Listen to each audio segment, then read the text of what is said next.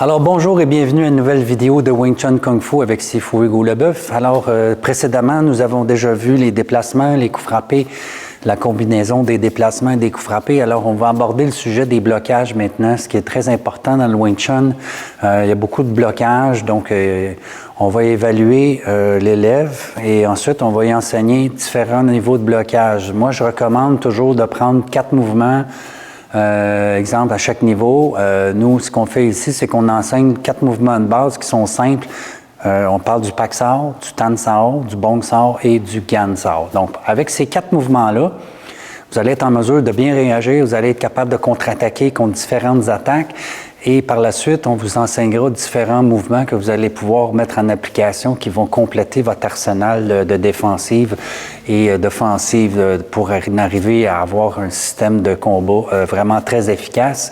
Mais on va y aller par groupe de blocs. Moi, je vous recommande de suivre mes indications parce que, évidemment, dans ma structure de cours, ça fait plusieurs années que j'enseigne. Ça fait presque 30 ans maintenant que j'enseigne le Wing Chun Kung Fu. Et puis, j'ai vraiment bien peaufiné. En tout cas, selon moi, j'ai eu des bons résultats avec mes élèves. Et je tiens à ce que vous en ayez, vous aussi, dans votre entraînement. Alors, je vous recommande fortement de suivre mes indications. Quoique vous pouvez aussi aller voir les différentes vidéos sur notre chaîne pour voir qu'est-ce qui vous attend, évidemment. Mais comme je dirais, l'important, c'est de suivre le programme si vraiment vous voulez aller de l'avant pour bien progresser. D'accord? Parce que par expérience, lorsqu'on chevauche trop de choses en même temps, ben ce qui peut arriver, c'est qu'on arrive à terme puis on n'a vraiment rien compris. On a beaucoup de connaissances, mais on a très peu de maîtrise. Puis ça, c'est malheureux, mais on voit ça très, très souvent dans J'ai vu ça très souvent avec beaucoup d'élèves qui avaient beaucoup de connaissances, mais qui maîtrisaient très peu. Donc, c'est important d'en arriver à un point où vous allez être vraiment très effectif. Vous allez être très efficace sur 4 mouvements. Quand vous allez l'avoir maîtrisé, ces 4 mouvements-là, on passe à 4 nouveaux mouvements et ainsi de suite. Ce qui fait que rapidement, vous allez avoir des très bons réflexes puis vous allez être capable de vraiment bien réagir. OK? Alors, sans plus tarder, moi, je vous remets en position avec la position Yijiki Myoma. OK? Donc, cette position-là va revenir très, très souvent. Alors, je me positionne ici, je place mes mains en garde devant moi, toujours à hauteur du thorax. Moi, je commence par la main droite, vous pourriez commencer aussi par la main gauche. Donc, lorsqu'on va utiliser le Pak Sao, l'important de comprendre le blocage, c'est un blocage avec la paume ici, et l'important, c'est d'avoir le pouce qui est replié ici. Évitez d'avoir les pouces puis de faire des blocs avec les mains ouvertes, OK? Surtout pour les débutants, là, on a tendance beaucoup à ouvrir les mains puis à avoir les doigts ouverts. C'est pas recommandé, ça peut engendrer des blessures, des fractures et tout ça. Donc, ce qu'on veut, c'est que vous préservez votre santé avant tout. OK? Alors, si je me repositionne dans ma position Yijiki Myoma, ma position Jong Sao, qui sont les mains en garde, je travaille le Pak Sao. Donc, quand je bloque avec la partie de la paume qui est le plus rigide ici. Et je peux aussi, à l'occasion, utiliser toute la paume si je veux aller chercher un contrôle. On va le voir avec partenaire, ça, vous allez comprendre bien lorsqu'on va l'exécuter avec un partenaire dans une vidéo différente. Alors, dans cette vidéo ici, on va se concentrer sur le mouvement dans le vide pour aller travailler la coordination. Donc, je travaille sur le Pak Sao. Okay? Donc, lorsque j'ai travaillé le Pak Sao ici, je m'en vais vers l'avant et la main, vous allez remarquer, elle va revenir en ligne droite. Et c'est l'autre main qui va faire un mouvement circulaire ici. Okay? Ce qui veut dire que je pourrais aussi le faire en déplacement. Okay? Ça, c'est un des premiers mouvements qu'on apprend. Si je reçois un coup de poing, je peux le bloquer, pivoter. Okay? Souvent, les gens qui travaillent avec un partenaire au début, ils vont avoir tendance beaucoup à vouloir éloigner le coup de poing. N'oubliez pas que le Wing Chun, c'est un système où on préconise beaucoup l'économie des mouvements et d'énergie. Alors, ce qu'on veut, c'est de faire un petit mouvement. OK? Donc, si je le combine avec mon déplacement, je tourne et je bloque. D'accord? Donc, je tourne et je bloque.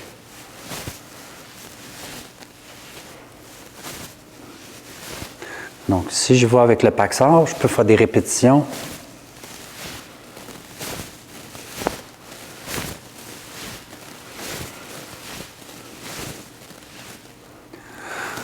Ensuite, le Tan Sao.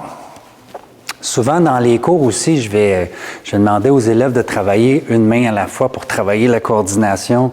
Okay? Donc, le Paxar, je saute du coq à l'âne. Là, je me suis avancé un petit peu trop rapidement sur le Tensor, mais je reviens brièvement sur le Paxar. Donc, ce que j'aimerais voir ici, c'est est-ce que vous êtes capable d'ouvrir la main et de fermer le poing. Vous voyez?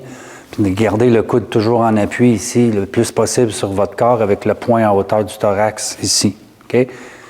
Donc, travaillez ça ici en s'assurant que votre main est toujours bien au centre. OK?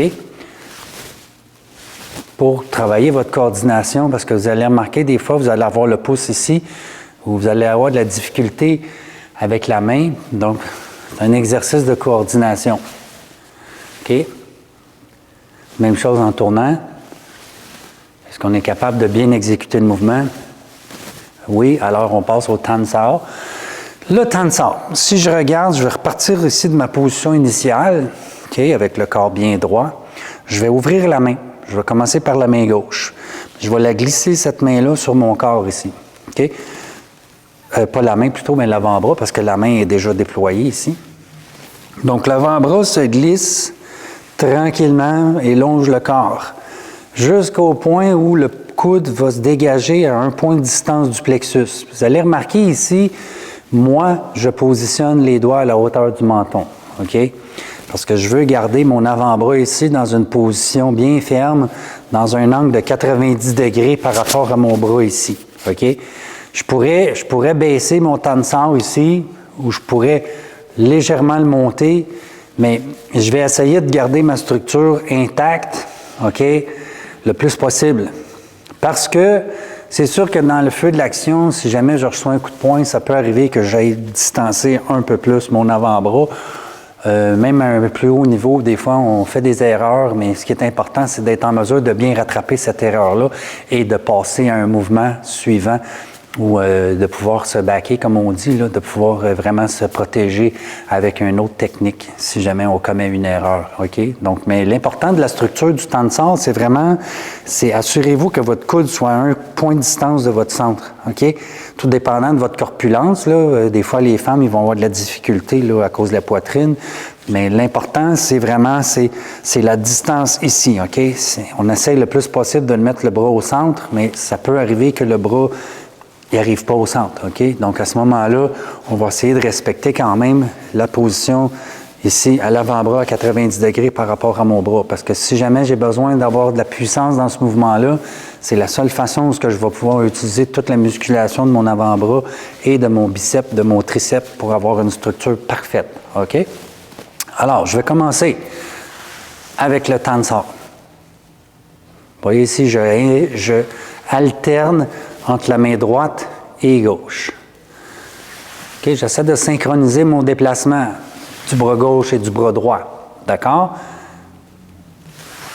Mais pas trop d'intensité dans le bras. L'important, c'est d'avoir le pouce fléchi vers l'intérieur, le coude à la bonne position, le corps droit. Et là, j'alterne. OK? Alors, si je me sens bien à l'aise avec ça, je vais essayer de le faire aussi en tournant. OK? Donc, pas trop, parce que souvent, les gens vont avoir tendance à tourner beaucoup trop. Donc, du moment où j'ai réussi à synchroniser ces mouvements-là, déplacement versus tensor, je vais essayer maintenant de positionner mes mains en garde et je vais faire mon tensor en essayant de garder mon ressort à la position. Vous allez voir, je vais me positionner de côté ici, on va peut-être voir mieux. Devant la caméra, vous allez voir ici que la main qui est en position de tensor va revenir en ligne bien droite. Et l'autre va aller chercher la position du tensor. Elle revient en ligne droite, la position du tensor. Donc, la main qui est en garde, ici, le boussard se déplace vers l'avant et l'autre revient au centre. OK? Donc, ça, c'est un exercice que vous allez pouvoir mettre en pratique afin de travailler votre coordination. Donc, si vous remarquez ici, je vais le faire en déplacement. Je vais tourner à gauche, droite, gauche, droite, gauche, droite. D'accord? Donc là, j'ai vu le Tan Sar. Maintenant, je vais passer à un autre mouvement qui s'appelle Bong Sar. Bong Sar, si je me positionne ici à la position Yeji Kimyoma, je vais y aller un peu dans le même principe que le Tan Sar, mais je vais décoller mon avant-bras du corps pour exécuter un mouvement avec une rotation. Ce que je veux ici, c'est de positionner mon poignet au centre de mon corps ici. Je veux que mon avant-bras soit quand même flexible, OK? Et pas trop rigide. Et je veux que mon avant-bras soit en angle de 45 degrés par rapport à mon bras ici, OK? Je ne le veux pas tendu, je ne le veux pas trop plié. Je veux qu'il soit positionné à 45 degrés, d'accord? Le coude à la hauteur de l'épaule. Je reviens en position Tan Sar, je le ramène. Je pars mon Tan Sar, je décolle mon coude pour devenir Bong Sar. Le coude est positionné, pas le coude, pardon, mais le poignet est toujours positionné bien au centre, coude à hauteur de l'épaule, le bras est détendu, on revient en position Tan Sar et on ramène. Donc, je vais alterner ça. 1, je reviens. 2, je reviens. 3, je reviens. Et là, je vais y aller directement. 1, 2, 3, 4, 5, 6, 7, 8, 9, 10. OK? Là, je vais le faire en tournant. La même chose. Je vais me positionner de côté, je tourne d'un côté, je tourne de l'autre côté. Et j'essaie de synchroniser mon déplacement et j'essaie de ne pas monter mon épaule trop haut parce que souvent, une des erreurs qu'on voit beaucoup dans le Bong Sar, c'est que les gens, ils travaillent le Bong Sar parce qu'ils ont l'impression qu'il faut qu'ils bloquent le coup de poing qui arrive, quand dans la vraie vie, qu'est-ce qu'on va faire? C'est qu'on va le dévier, ce coup de poing-là, OK? Plutôt que de le bloquer. Donc, on va l'envoyer de côté. On ne va pas l'envoyer vers le haut, on va plutôt l'envoyer de côté, OK? Donc, si je travaille mon déplacement ici, avec mon Bong Sar,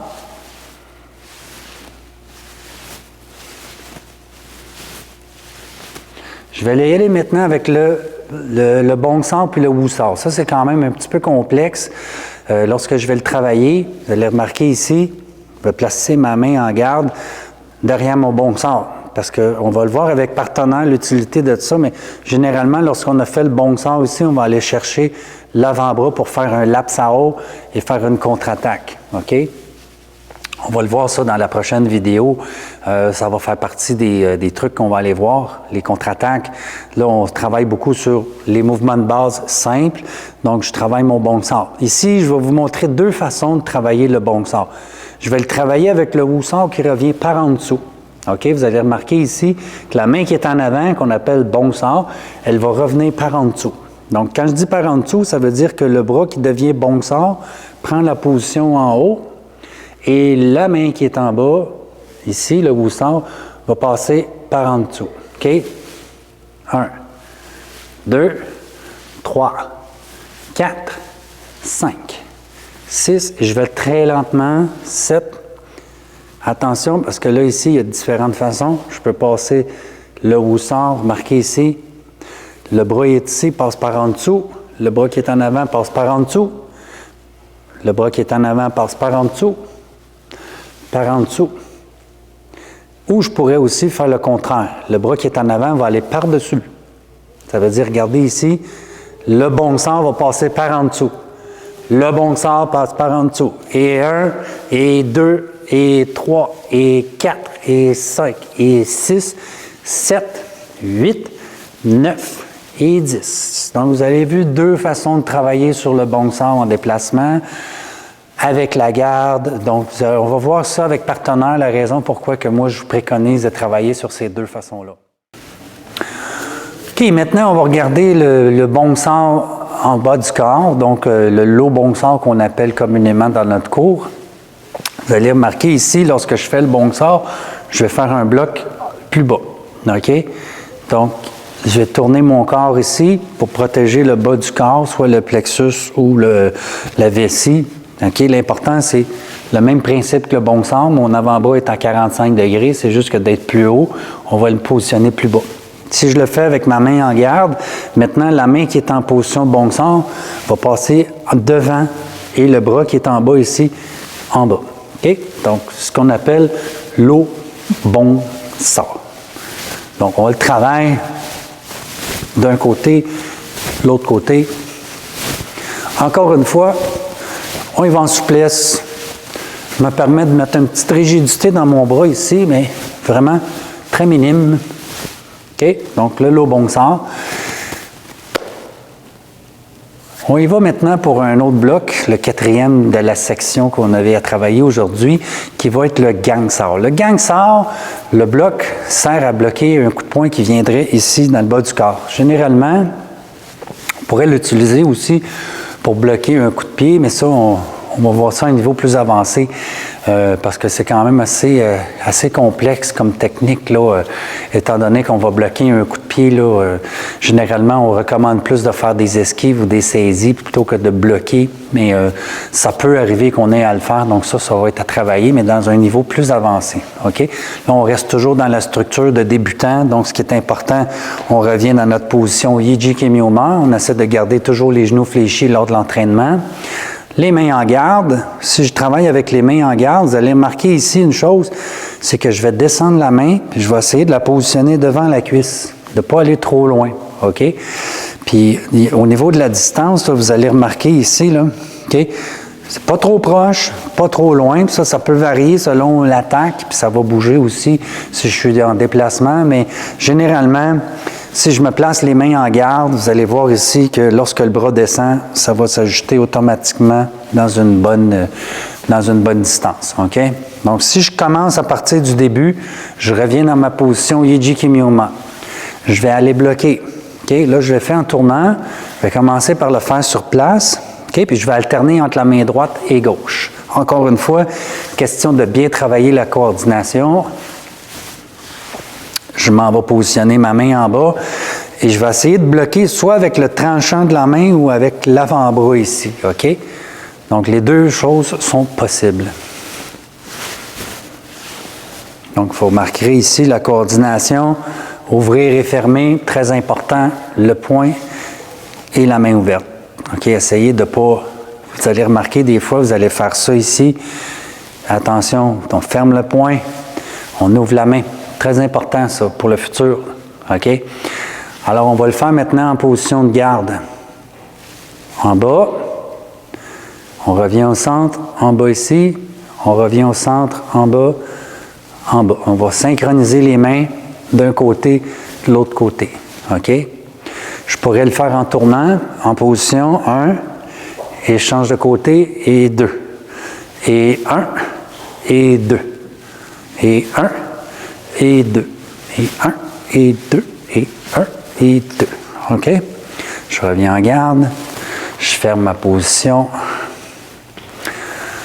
et je vous salue. Alors, je vous souhaite une belle pratique tout le monde et on se revoit bientôt pour une prochaine vidéo pour les attaques et les contre-attaques avec le pack sort, temps sort, bon sort et garde sort.